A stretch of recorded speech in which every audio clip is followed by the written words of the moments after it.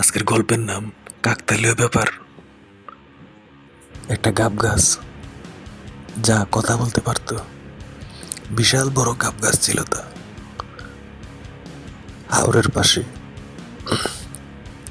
যে বাসা বানাইতো তারই বাসার কাছে গাব গাছটি বড় হইতে থাকে। সবাই ভাবতো কেউ হয়তো গাবের বীজ ফেলছে তাই, কিন্তু এটা ছিল খারাপ গাব গাছ। গাব গাছটি বলতো যে পারবে এই গাছের উপর দিয়ে বোল জাম্পিং করতে তাকে ছাড় দেওয়া হবে, তা না হলে বাসা ভেঙে ফেলা হবে।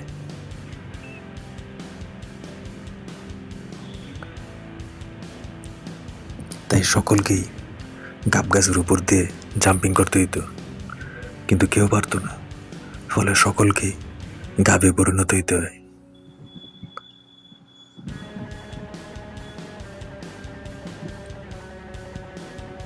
যারা মাটির নিচে বাসা বানায় তাদেরকে গাব গাছের শিকড়ের সাথে স্টিক ফাইট করতে হয়। গাব গাছ থেকে কারোই রক্ষা ছিল না, এটা ছিল ভূতের গাব গাছ।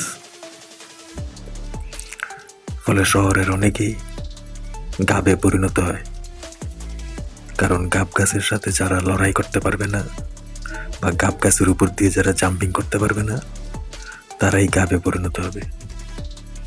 এভাবে পুরো শহর খালি হয়ে যায়। শহরে শুধু বাসা থাকে আর গাব গাছ থাকে। অসংখ্য মানুষ গাবে পরিণত হয়, কিন্তু শহরে আর কেউ আসে না, শুধুমাত্র গাব গাছের ভয়।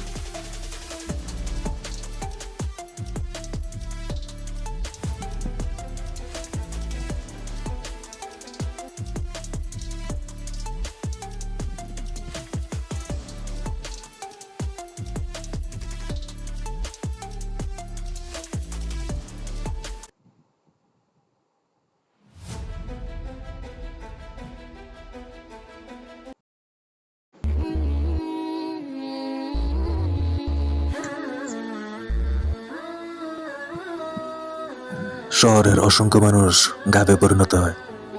একদিন এক গরিব দুঃখী ভাই, নাম তার লড্ডু, সে ছিল এতই গরিব, সে রেফ্রিজারেটরের প্যাকেট দিয়ে বাসা বানাইতো। সে যখন রেফ্রিজারেটর প্যাকেট দিয়ে বাসা বানাইতো, তখন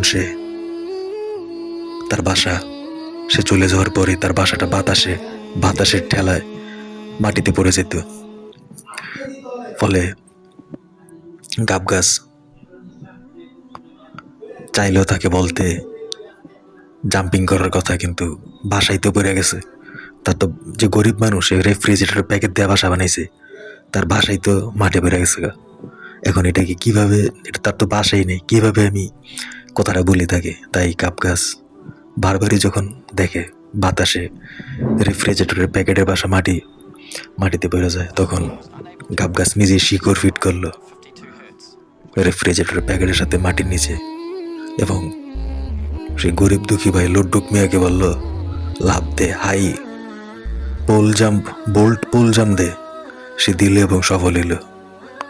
শর্ত অনুযায়ী গাব গাছ চলে যেতে লাগলো, আর সে সময় গাব গাছের শিকড় ভেঙে গেল চলে যাওয়ার সময়, কারণ গাব গাছের শিকড় ফিট করা ছিল রেফ্রিজারেটরের প্যাকেটের সাথে, যাতে রেফ্রিজারেটরের প্যাকেট বাতাসে না পড়ে যায়, আর সেই জন্য লড্ডুক মিয়াকে খেলাইতে পারে। সেজন্যই লড্ডুক মিয়ার কারণে আজকে শহরের সকলে রক্ষা পেল, সবাই আবার আসলো।